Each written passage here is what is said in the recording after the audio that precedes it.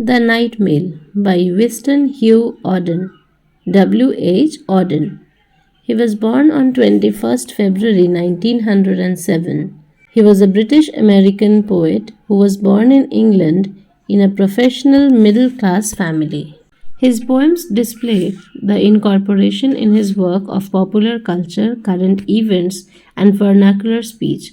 His poetry frequently recounts literally or metaphorically a journey or quest, and his travels provided rich material for his verse.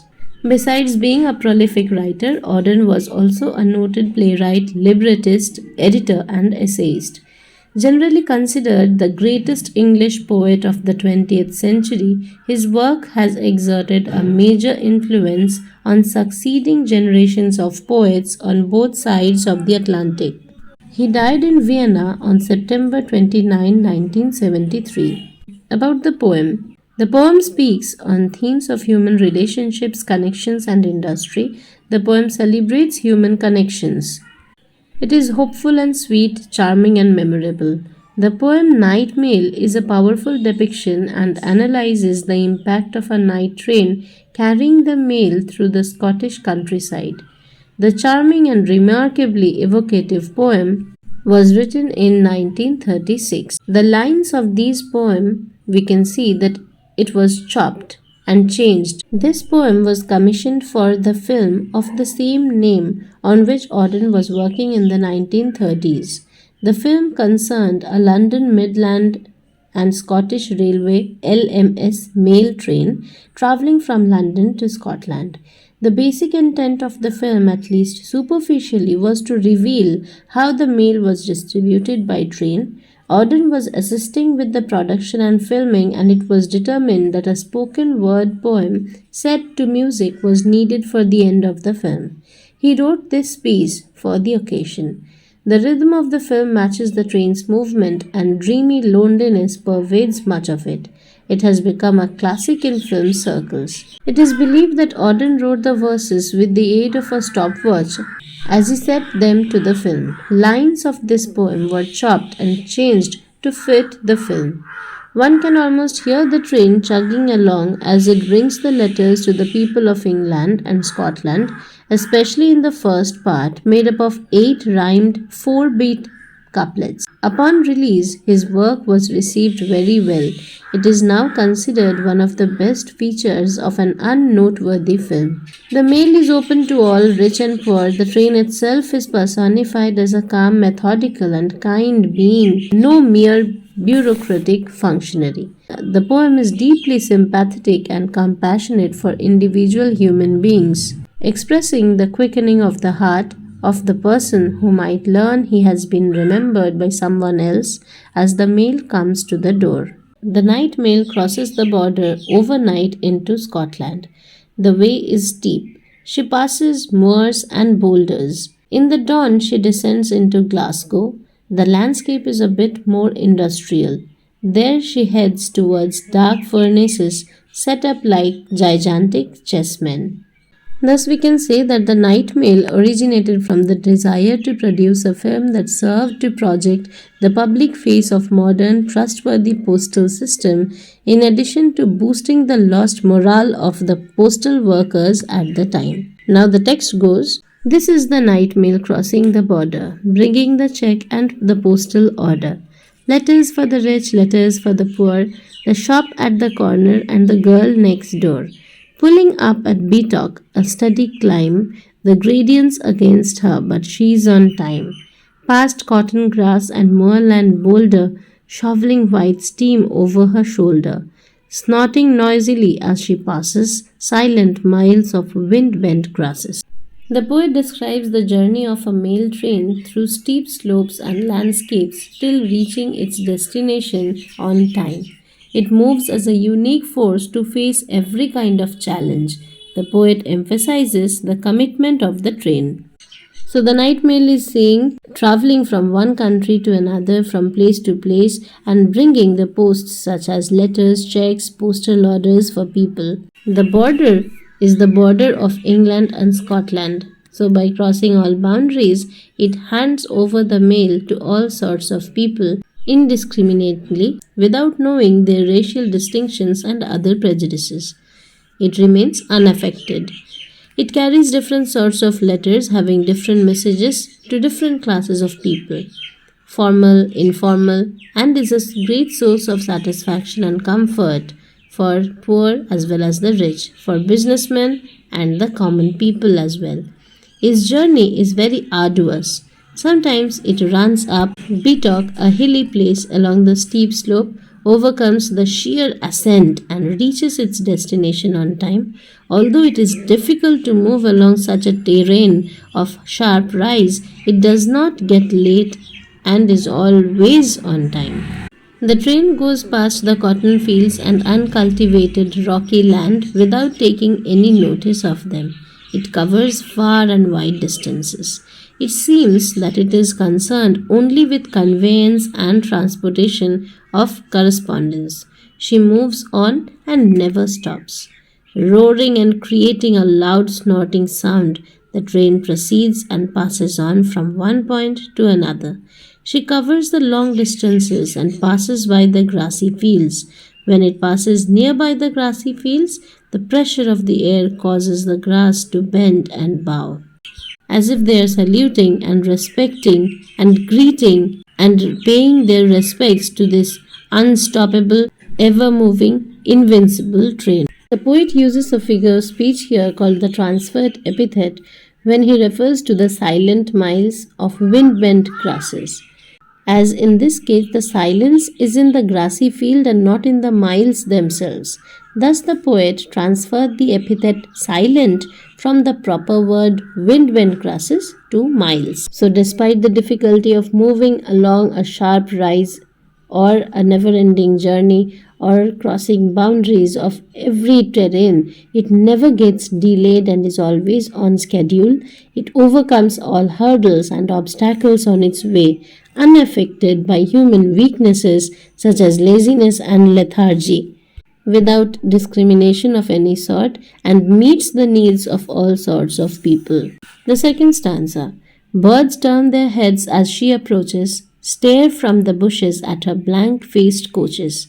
Sheepdogs cannot turn her course. They slumber on with paws across. In the farm she passes, no one wakes, but a jug in the bedroom gently shakes.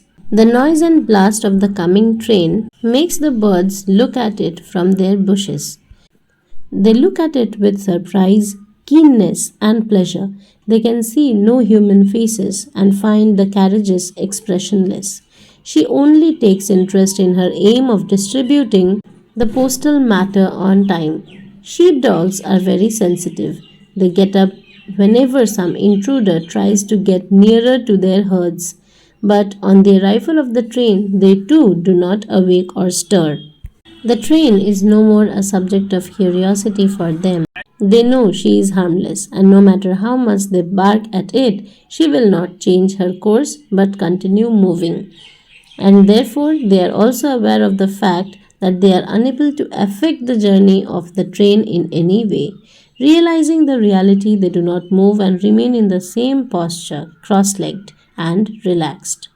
People living along the railway track have become habitual of her arrival and they do not feel any disturbance. Only interested in fulfilling its duty of they know she is always in service of human beings, they know she is harmless. She does not cause any change while crossing the fields and farms except a little vibration. Petty things like a jug in a bedroom shakes and vibrates as the train passes by the farm and countryside. The coach has an impassive face of delivering the post on time. The people living along the track have grown accustomed to the train's arrival and remain undisturbed. The third stanza. Dawn freshens, the climb is done, down towards Glasgow she descends. Towards the steam tugs yelping down the glade of cranes, towards the fields of apparatus, the furnaces set on the dark plain like gigantic chessmen. All Scotland waits for her. In the dark glens, beside the pale green sea locks, men long for news. This excerpt from the poem describes the arrival of the night mail train in Glasgow. The train has completed its climb and is now descending towards the city. As it approaches, it passes steam tugs and cranes in the harbor, as well as fields of machinery and furnaces that are set on the dark plain like gigantic chess pieces. The poem suggests that all of Scotland is waiting for the arrival of the night mail train. Glens means narrow valleys, especially in Scotland or Ireland. In the dark glens and beside the pale green sea lochs, men are eagerly anticipating news from afar. The train carries letters and messages that will bring news and information to people across Scotland. This excerpt also provides a vivid description of the night mail. The train thus serves as a vital link between people who are separated by distance. The arrival of the train is a moment of excitement and anticipation as people look forward to receiving news from their loved ones and learning about events happening in the other parts of the world. And despite the transition of the natural and peaceful environment into an industrial world, everything is still quite calm and harmonious. The fourth stanza, perhaps the biggest one: letters of thanks, letters from banks, letters of joy from the girl and the boy. Receipted bills and invitations to inspect new stock or visit relations, and applications for situations and timid lovers' declarations, and gossip from all the nations, news circumstantial, news financial, letters with holiday snaps to enlarge in, letters with faces scrawled in the margin. Letters from uncles, cousins, and aunts, letters to Scotland from the south of France, letters of condolence to Highlands and Lowlands, notes from overseas to Hebrides, written on paper of every hue: the pink, the violet, the white, and the blue, the chatty, the catty, the boring, adoring, the cold and official, and the heart's outpouring. Clever, stupid, short and long, the typed and the printed, and the spelt all wrong. Here Auden has perhaps vividly described the various types of letters and messages that are carried by the night mail train.